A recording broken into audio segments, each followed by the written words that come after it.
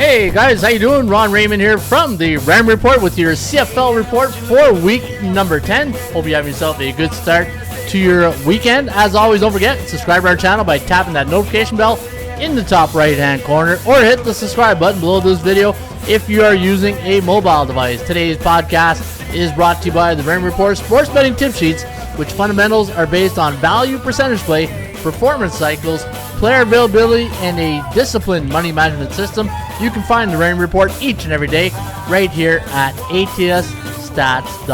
All right, we're going to take a look at the CFL for week number 10. We got some great matches this week. In fact, when I look at the matches, you got a lot of back-to-back games. You got Montreal, who played last week against Winnipeg. Winnipeg winning that one. Now they're in Winnipeg for round 2, Thursday night game. You got Toronto, who won last week in Toronto against Hamilton, and now the Tiger Cats going to host the Argonauts at Tim Hortons Field. Calgary going to host the BC Lions, and you got Saskatchewan traveling to Edmonton at Commonwealth, and you got a game between the Elks and the Roughriders, and we're going to break down those games in just a few minutes. Now, what I like to do here is introduce my playmaker chart. That's right, in the CFL and in football. I always go back to the Dallas Cowboy days, back when, unfortunately, they beat my Buffalo Bills in 1990. Was it 1991?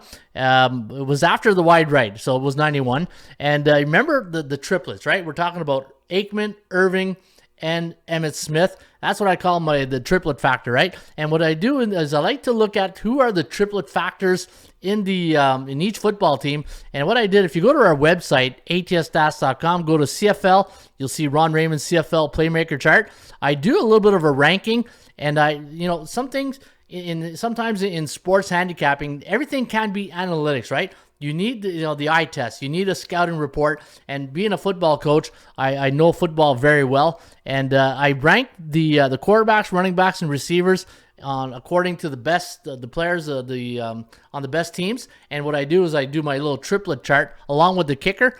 And you can see here the number one team that I have here is Winnipeg with Calaros, Oliveira, Schoen, and Legio. Those 33 points. And then coming in second at 31 points is Bo Levi Mitchell, Kadeem Carey, Malik, and Paredes here for number 2 at 31 points. And rounding off the top 3, obviously, Nathan Rourke, Butler, Rhymes, and Sean White right here for 30 points. So it's very tight. Those are the only 3 teams that have 30-plus points. And then I got Montreal, Saskatchewan, Toronto, Hamilton, Ottawa, Edmonton coming in last.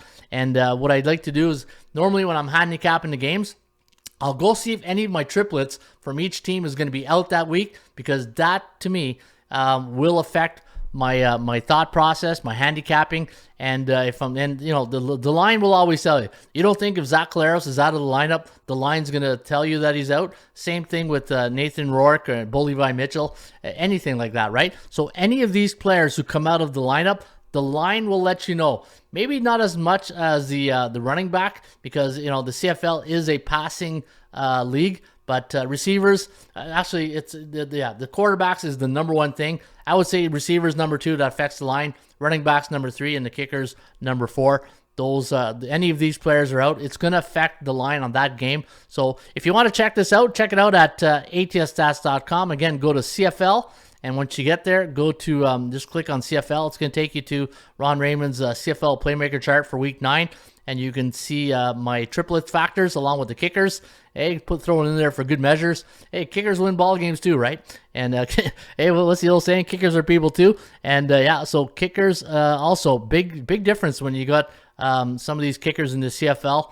And especially if you're kicking at Tim Hortons Field, but then that wind, and I think it's when they're kicking into the west end zone, man, that wind is just howling there at Tim Hortons Field. All right, let's get to the standings after week number 9. And man, hey, to be the man, you got to beat the man, as Rick's. To be the man, you've got to beat the man. Yeah, and the man right now is the Winnipeg Blue Bombers. Man, 9-0 on the season. Holy cow! Yeah, holy cow. 9-0 straight up, 7-2 against the number, 4-5-0 to the over-under. Pretty balanced right there. You got the BC Lions. Hey, Nathan Rourke, rookie or first-year rookie starting quarterback, if you want to look at it that way. 6-1 for the Lions, 5-2 against the number. Calgary 5-2 in third spot. big win last week. But you know what? Calgary came to Ottawa. They got the win, but it was that was one of the ugliest games I've ever seen live, man.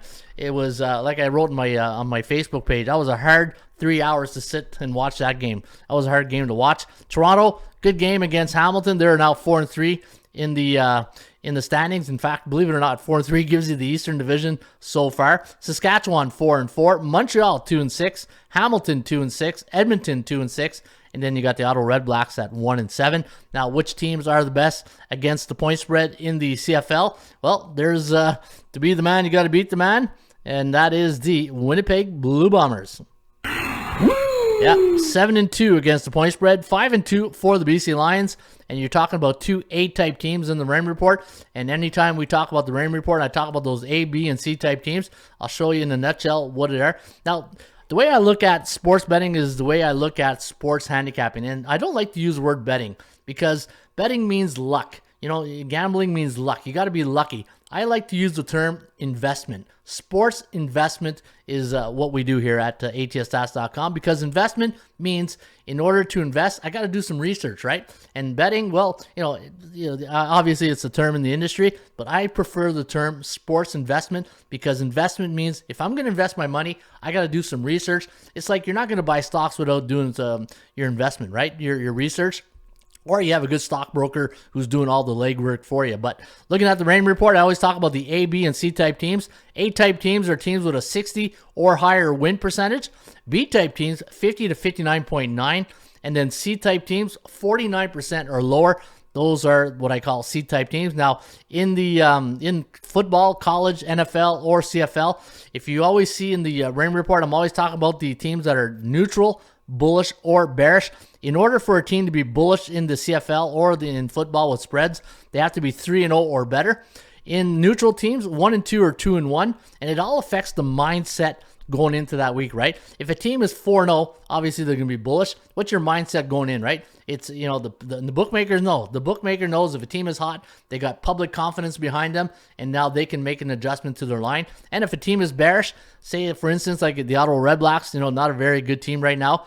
Looking at bearish teams, I'd classify as 0-3 in their last 3 games. Now, I'm not saying Ottawa's 0-3, but any team that's 0-3 is what I call bearish teams. And I don't know if I got any bearish teams right now. Let me go to my CFL, and I'll show you right now. If you go to Daily VPP, and you go to CFL, and I color code everything. So Montreal is bearish. So Montreal is a bearish team right now. So is Hamilton. Hamilton is bearish. Calgary is a bearish team.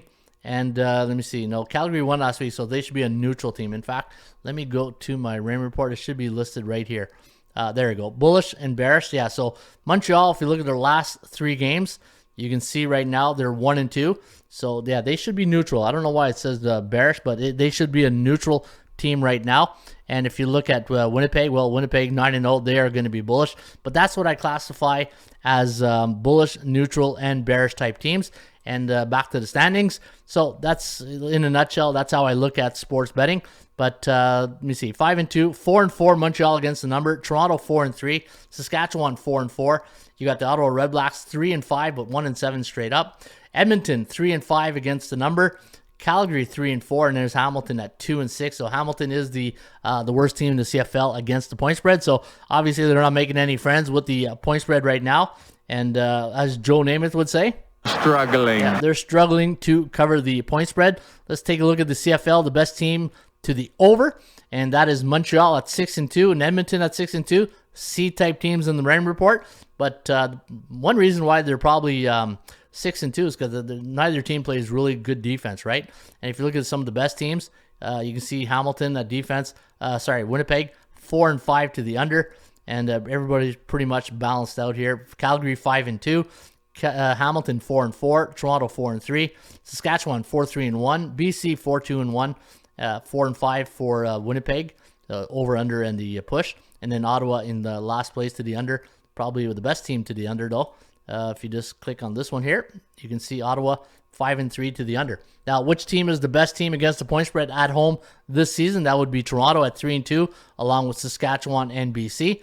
And the best teams on the road covering the point spread, well, your Winnipeg Blue Bombers 6-0, 5-1 straight against the point spread, 3-2 for Montreal, And Ottawa, believe it or not, Ottawa 3-1 against the number on the road this season, and those are your best teams against the point spread on the road. All right, in this segment here, I take a look at the Canadian Football League standings for point spread, right? So what I do here in this segment is I take a look at a role situation, right? So you got the four ones that I track are home underdogs, home favorites, road underdogs, right? And you can see right now the favorites in the CFL are hitting at 74.2%, 26-9, where the underdogs are 9-26. But against the point spread, favorites only covering 54% of the games and 45.7 for the underdogs. And if I'm looking for green, right? So when I'm doing this this chart here, I'm looking at this chart, I'm seeing, okay, where's all the best?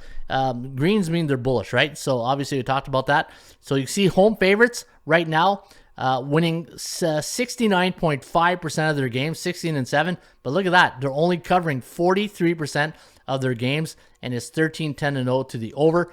And for the home underdogs, home underdogs only 2-10 straight up, 3-9 against the number. So normally, like I always say during either basketball season or college football, normally when I look at teams that normally win straight up normally cover the spread, and the same goes the other way around, right?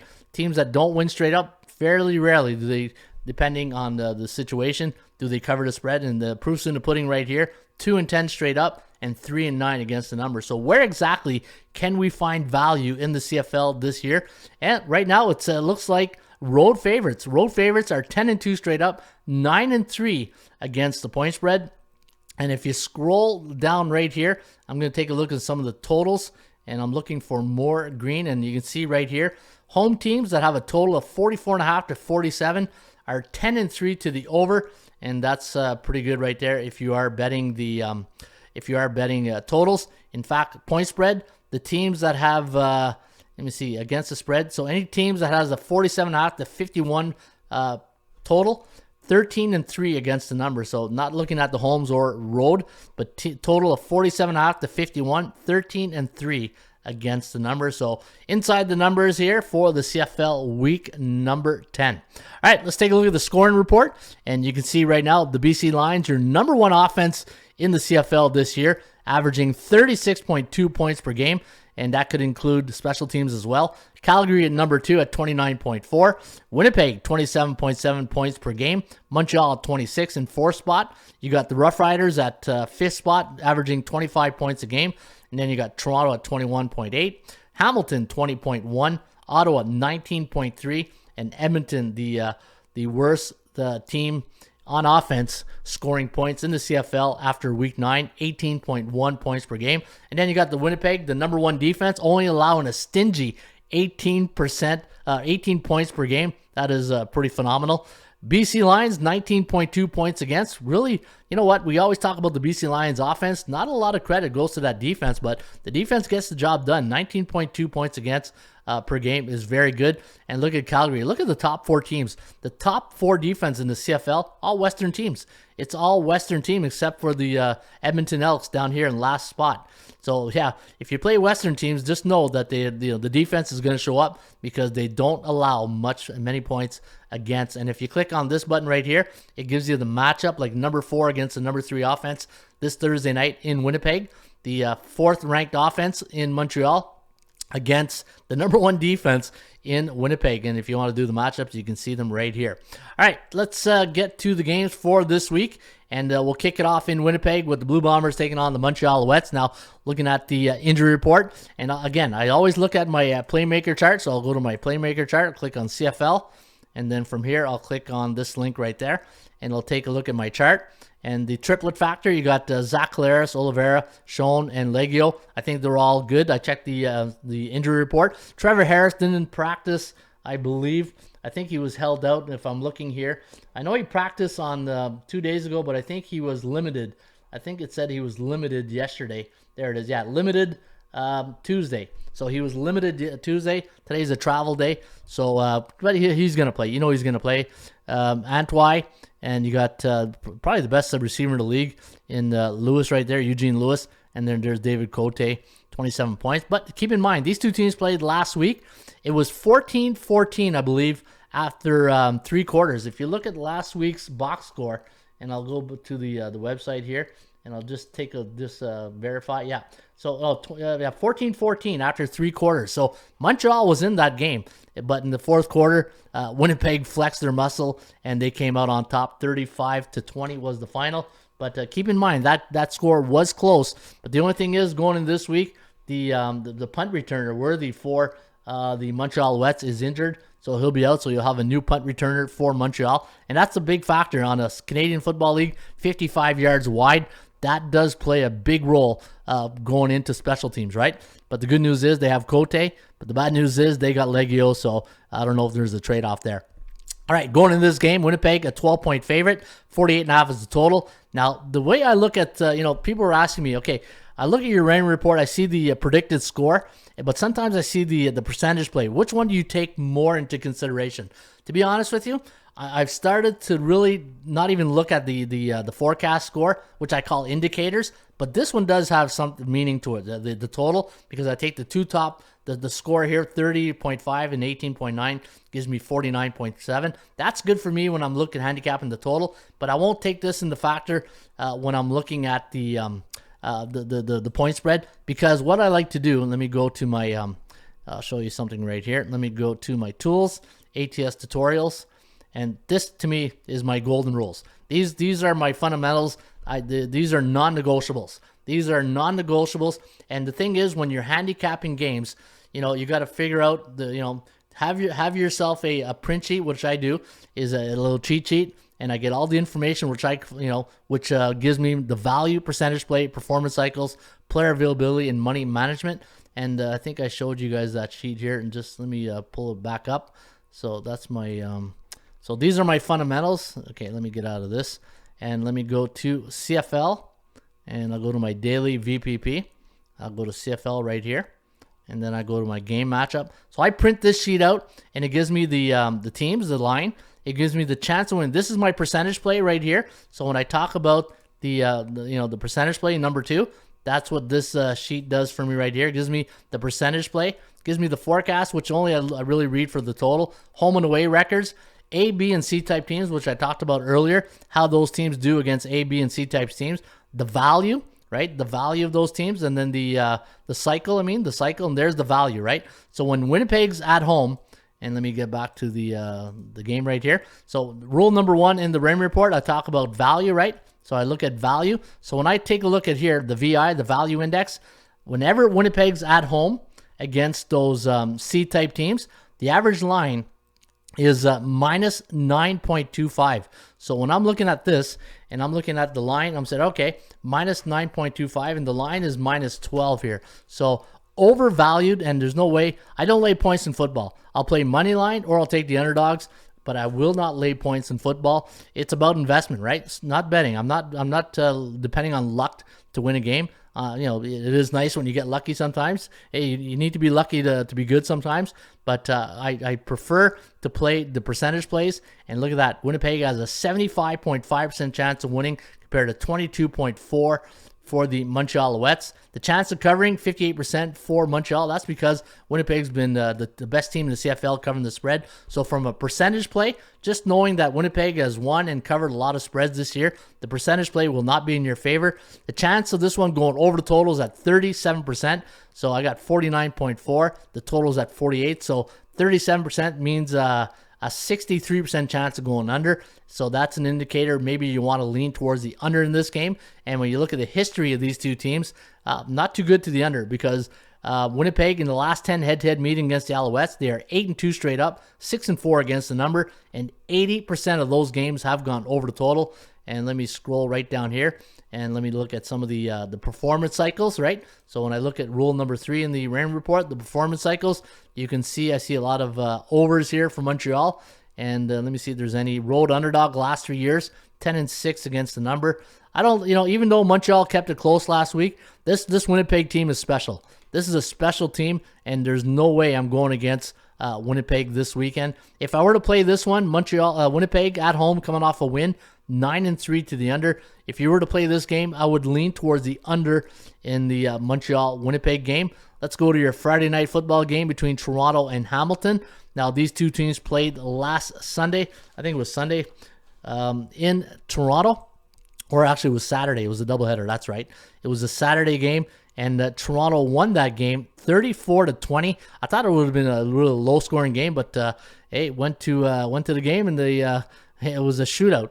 It was like a basketball score. Toronto, a 2-point road underdog against Hamilton this week, and normally Hamilton, I had them at +6, and I had Toronto at +6.7. So if you no value here on either team this weekend, the chance of winning this game straight up does favor Hamilton at 55%. And when I look at the triplet factor here, the problem with Hamilton, they got no running back. Jackson's there, but I think he got a little bit banged up last week. Dane Evans led the Tiger Cats in rushing for like the first 8 weeks of the season, even though they played 6 games, and I think Evans led the team in 5 of those games. But in order for Hamilton to really get back to where they were last year, they have to establish the run, find a running game to take some pressure off Dane Evans and that passing game. Dunbar, your top receiver, and you look at Toronto, you got Bethel Thompson, and then you got Harris.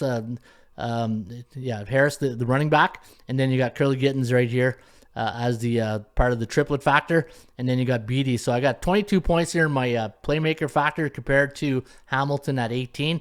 And when you look at this game, this is a good rivalry. Normally it's a Labor Day Classic, but Labor Day's coming a little bit early, and back-to-back games. And normally these games, if you got a heated game 1, you tend to get a good game in game number 2. As much as the media reports will say, it was so a lot of penalties last game. Players, the calmer heads prevail. Coaches will get these guys ready and let them know not to do the same things in the following game. Play football, because at the end of the day, you're there to win a football game and not to get payback, right?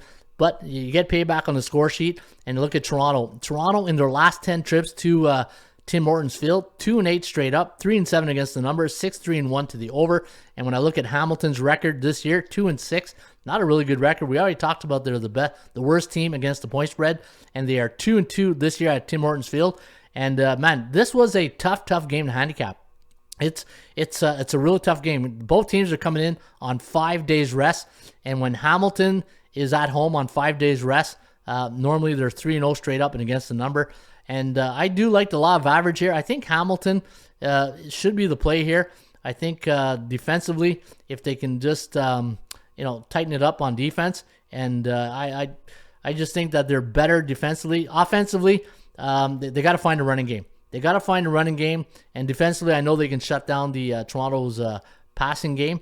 But Toronto does have Harris as the running back, the best, one of the best running backs in the league. So I think if they can just shut the run, I would lean towards Hamilton here. I'm a law of average type guy, and you can see right here, Toronto doesn't do well in Tim Hortons Field, and 2-8 straight up. I would go Hamilton money line. I wouldn't lay points. Take the money line. It'll be like -130 or something.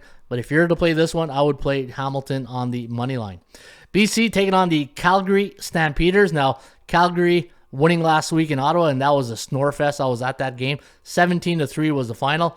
BC, though, just like Toronto doesn't do well in Hamilton, BC 2-8 in their last 10 trips to Calgary at McMahon Stadium, 5-5 against the number, and 70% of the last 10 head-to-head meetings between these two teams have gone under the total. Calgary 8-2 in their last 10 head-to-head meetings against the BC Lions, 5-5 against the number. And when you look at Calgary this year, 2-1 at McMahon, 0-3, however, against the number, and some of those games just had to play catch-up, right? Remember that game in Hamilton? They got lucky with a Dane Evans fumble, and it was a scoop and score. Then Montreal couldn't hang on to, I think it was week 1 when they played the Alouettes, 30-27. There's that scoop and score. And then Edmonton, there's a couple of cupcake games right there. Then they go back-to-back against the two-time Grey Cup champions. And then you got a breather here in Ottawa. So Calgary, a favorable schedule. Now, remember last week, Dave Dickinson, COVID protocols, he had to stay at home. So now I'm expecting him back this week. And when you look at the triplet factors, Bo Levi Mitchell, Kadeem Carey didn't practice yesterday, so probably resting him. And the thing with running backs, you got to give them time to heal, right? I always say, if you ever coach running backs, These guys get banged up, and it's time to heal during the week. You got to let them, practice at their own pace, especially when the season prolongs. And for the BC Lions, well, same thing for Butler. He's banged up too. So just what I'm talking about is that two of the running backs are coming in a little bit banged up. Dominic Rhymes right here, the top receiver. So 30 and 31 when it comes to the playmaker chart. You got this is the game of the week. This will be the game of the week. And I do, you know what? Anytime I get a game like this at home, I tend to lean with the most experienced quarterback. I'm going to go with Calgary. I'm going to go with Calgary here, plus 1.5. And even though BC's coming in on a 3-game win streak, have these two teams played yet? I don't think so. I don't think they've played yet. But last time they did face, Stampeders won 33-23. And when you look at Calgary, you see nothing really to write home about here. Coming off a win. Since 1996 at home, 65-62-2 against the number. Nothing to sneeze at right there. Just 50-50. They don't like playing on Saturdays. They're only 3-9 against on a Saturday. And 25-17 as a home underdog since 1996. Wow, that's pretty good when you think of it in a home underdog. 25-17 as a dog. But BC, the one thing with BC is you got to shut down that passing game. And we talked about at the top of the show, the BC Lions defense, underrated. They don't get enough credit. I think it's a really good defense. But give me Calgary money line this week against the BC Lions. And your final game of the week, you got Saskatchewan against Edmonton. And you got the Elks coming off a loss last week to the let me see, Edmonton last week. Just one sec here. 46-14 against the BC Lions. That was a bad 46-14. Yeah, they got thumped right there. And looking at Edmonton on the season, they are 2-6. I can't believe they have more wins than Ottawa. But yeah, they're 2-6 and 3-5 against the numbers. Saskatchewan 4-4. And when you look at the playmaker chart right there, Edmonton last, Cornelius. Now the running back situation is, it's a little bit banged up right now. And if you look at the receiver, Lawler, and then when you look at, let me see here, where's Saskatchewan, Cody Fajardo, Morrow, the best running back in the league. And then you got Kean Schaefer, Baker, and Lowther. Lowther's a good kicker, 26 points on the playmaker chart compared to 14 for Edmonton. But Edmonton, if you look at the last couple of games, except for that BC game, they had a respectable score against the best team in the league, 24-10. 32-31 against Montreal, but they're very inconsistent. That's because each week, you don't know who's in the lineup. So it's like handicapping a preseason game every time you do the Edmonton Elks. And for Saskatchewan, they had a bye week last week. Their last game was a 32-17 loss at home to the BC Lions. Yeah, they were never in that game. They are 4-6 at Commonwealth, 5-4-1 against the point spread. This is not a good game to handicap. This is really, if I look at Saskatchewan against C-type teams on the road, and we'll go back here, C-type teams, and let's go back to 2019. 6-4 straight up against the number. The average score is 27-23. And what's the total in this game? Total is at 48.5. Maybe the over is where you want to go here this weekend between Saskatchewan and Edmonton. You can see here the last 3 years, road teams coming off a home loss as an underdog, 18-8 to the over. So maybe the over is where you want to go this weekend. And look at this. Home teams coming off 2 ATS losses last 3 years, 13-4-1 against the numbers. So that's every CFL team the last 3 years when they're coming off 2 ATS losses, 13-4-1 against the numbers. So something to consider. So I think the over is where you want to lean this weekend. So I do like the under in the Montreal-Winnipeg game. I like Hamilton on the money line. I like Calgary money line or plus the points. You get plus 1.5. And then Saskatchewan-Edmonton over the total. All right, there you have it. Wow, I was only going to do a 12-minute show, but it ended up doing like a half hour. But again, hey. Straight cash, homie. Yeah, let's get that straight cash only this weekend. And hopefully we can, not this one. Show me the money!